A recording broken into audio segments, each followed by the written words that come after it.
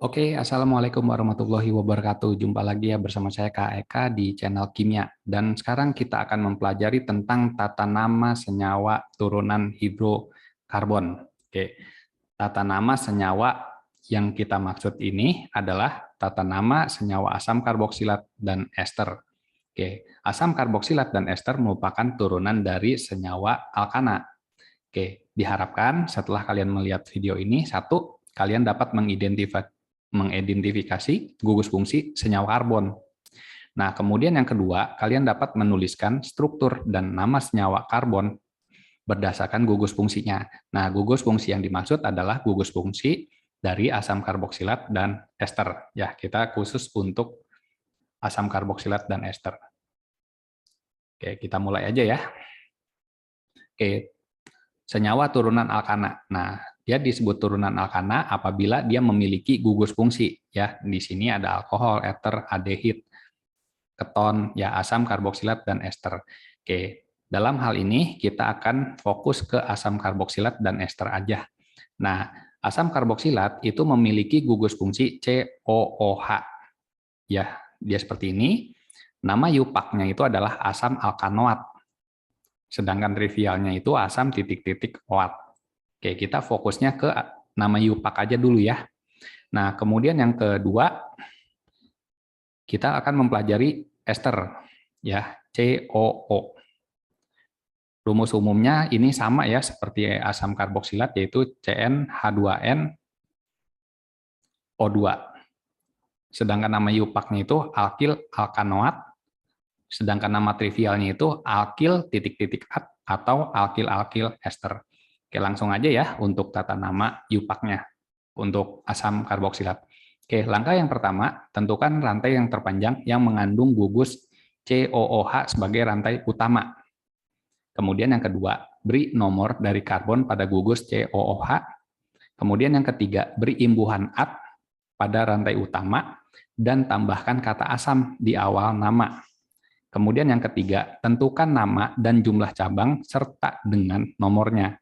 Yang kelima, urutkan nama cabang tersebut sesuai alfabet. Kalau dia lebih dari satu, ya jenisnya lebih dari satu. Oke, langsung aja ke contoh seperti ini. Ini adalah salah satu jenis turunan senyawa alkana, yaitu asam karboksilat, karena memiliki gugus COOH, gitu ya. Nah, yang kita gunakan untuk membahas soal seperti ini, yaitu tentukan rantai yang terpanjang. Oke, ini adalah rantai yang terpanjang. Oke, rantai yang terpanjang ada berapa? Ada dua.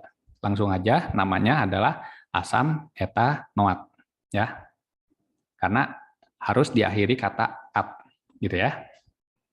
Nah, kemudian yang kedua, nah ada senyawa yang seperti ini, ya. Nah, langkah yang pertama yaitu adalah tentukan rantai yang terpanjang. Oke, rantai yang terpanjang seperti ini. Set. Kemudian yang kedua, beri nomor ya pada gugus COOH itu untuk nomor 1. Oke, berarti nomor satunya di sini ya. 1, 2, 3, 4. Oke, karena nomor 1 itu harus lebih dekat dengan gugus fungsi. Nah, sedangkan di luar rantai utama ini adalah cabang. Oke, berarti ini adalah cabang. Oke, jadi namanya apa? 2-metil butanoat. Karena metilnya ada di C2, sedangkan butanoat ini rantai utamanya 4 kan. 4 itu kan butana, akhirannya oat, jadinya butanoat. Oke, juga dilengkapi dengan asam di sini, karena dia merupakan asam karboksilat. Oke, kemudian ada soal selanjutnya seperti ini. Nah, langkah yang pertama, tentukan rantai yang terpanjang, ya, seperti ini. Nah, ini adalah rantai yang terpanjang. Kemudian kita beri nomor satunya di sini, ya, karena lebih dekat dengan gugus karboksilatnya, ya, 1, 2, 3, 4, 5, karena di sini dia memiliki C-nya 2, ya, berarti 4 dan 5. Oke, berarti di luar rantai induk ini adalah cabang. Oke, cabangnya di C berapa nih? Di C3. Jadi, asam 3,3 dimetil pentanoat. 5 kan, rantai utamanya kan? Nah, 5 itu kan pentana, karena dia memiliki gugus asam karboksilat, ya, maka dia akhirannya OAT. dan juga dilengkapi asam. Oke, seperti ini aja tentang tata nama asam karboksilat. Nah, untuk selanjutnya, tata nama ester.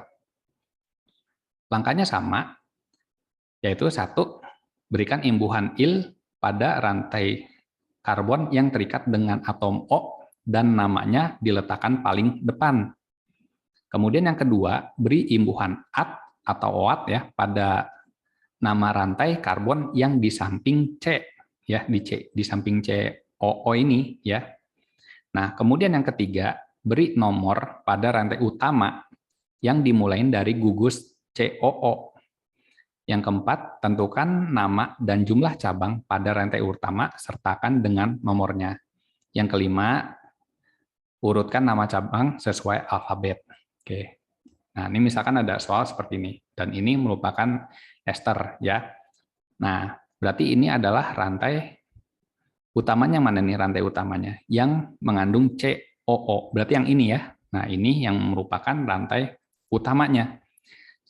Sedangkan yang ini merupakan alkilnya. Kan ester itu alkil alkanoat ya. Ada alkilnya di sini. Oke, ada berapa di sini? 1, 2, 3. 3 itu apa? Propa ya, propanoat. Oke, sedangkan ini 1 metil. Jadi metil propanoat. Ya, propanoat ini karena ada 3 nih, 1, 2, 3. Metana ya, metana, etana, propana. Karena ada 3 propanoat karena dia memiliki gugus ester ini ya, mengikat C dari gugus ester ini. Sedangkan yang di samping O ini dia adalah alkil ya. Imbuhan Il pada rantai karbon yang terikat pada atom O-nya gitu ya. Berarti yang ini alkil. Oke, kemudian yang kedua, nah kita udah tahu nih yang rantai induknya yang mana? Yang C ini ya. Nah, ini rantai induknya. Dan sedangkan ini adalah alkilnya ya. Nah, ada 3 nih. 1, 2, 3. Berarti propanoat. Nah, sedangkan di sini ada 2 nih. Berarti apa 2? 2 itu etil ya.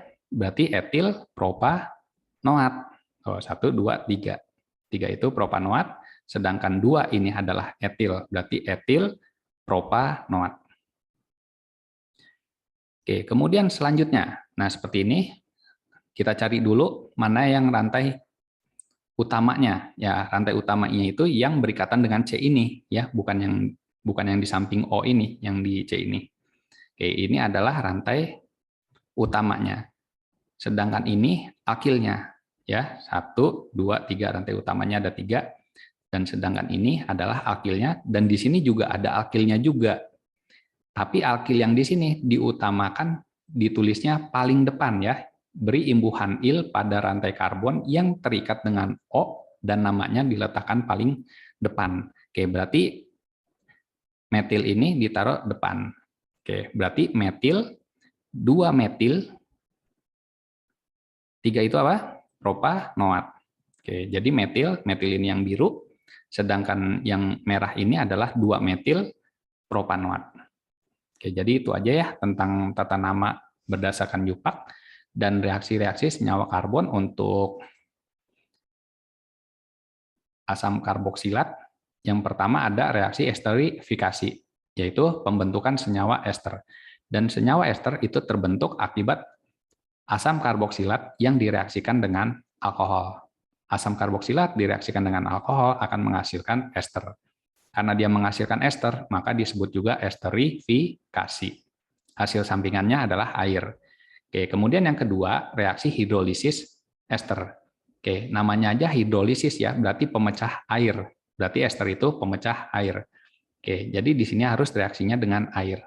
Nah, jika ester itu direaksikan dengan air, maka reaksinya kebalikan dari yang atas, yaitu dia menghasilkan asam karboksilat dan alkohol.